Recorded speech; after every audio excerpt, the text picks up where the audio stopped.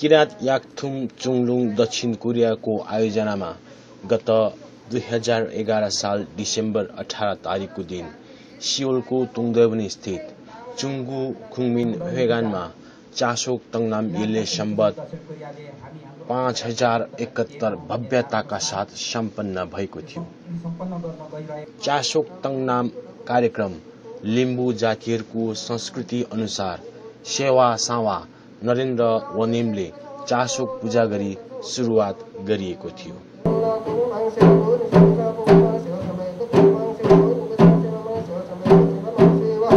कार्यक्रममा नेपाली राष्ट्रगीत पनि बजाएका थिए।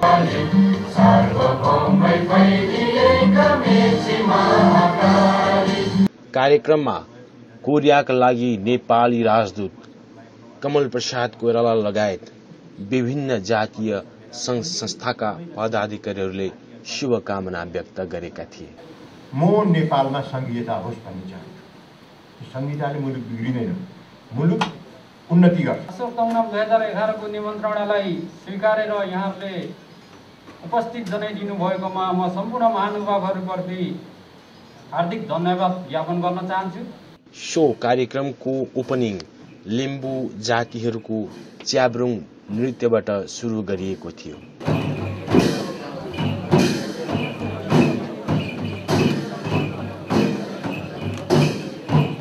सो कार्यक्रममा नेपालबाट आउनुभएकी लिम्बू तथा नेपाली गायिका मनु नेम्बाङले गाउनुभन्दा अघि पालम गीत गाएर उपस्थित लिम्बूहरूलाई उत्तेजित बनाएका थिए।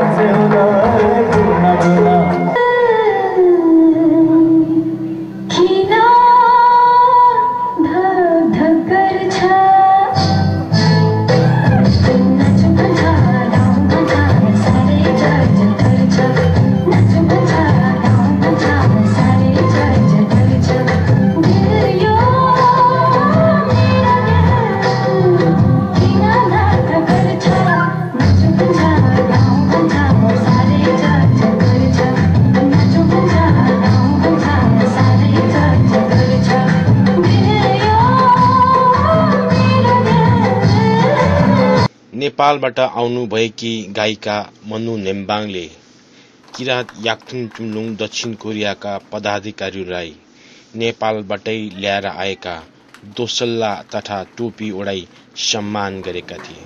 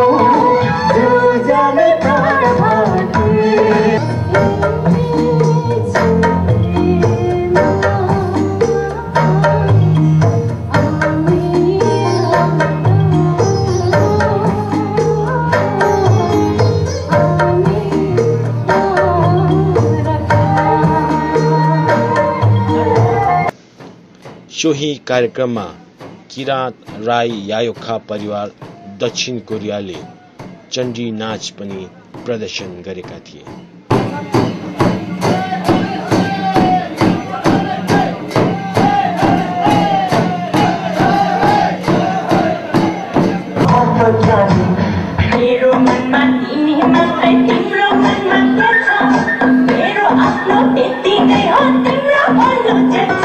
नेपालबाट आउनुभएका कलाकार तथा स्थानीय कलाकारहरूलाई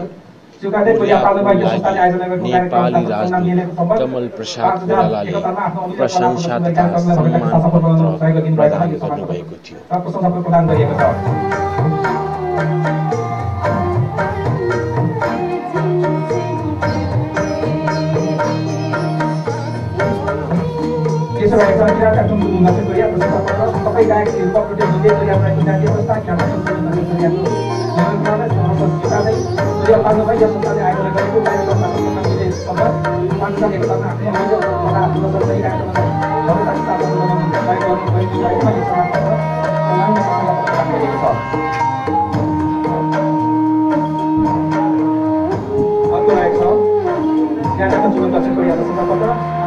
गायक श्री पारस राईजीले गरिरहेको जातीय संस्था कार्यक्रम सुरु दक्षिण कोरियाको निमन्त्रणा सहभागी कोरिया पाल्नुभएको संस्थानले आयोजना गरेको कार्यक्रम तातो तनावले सफल पार्टीको आफ्नो मिलेर कला प्रदर्शन गरिरहेको भएका सफल तीन सबैभन्दा अन्तिम कार्यक्रम रहेको छ धाननाच लिम्बूहरूको दोस्रो प्रमुख तरुनी तलेरी भताउने नाच भन्छ। यो चाहिँ यसमा म कार्यक्रमको अन्तमा लिम्बूहरूको संस्कृति झल्काउँदै धान नाच नाची कार्यक्रम समापन गरिएको थियो।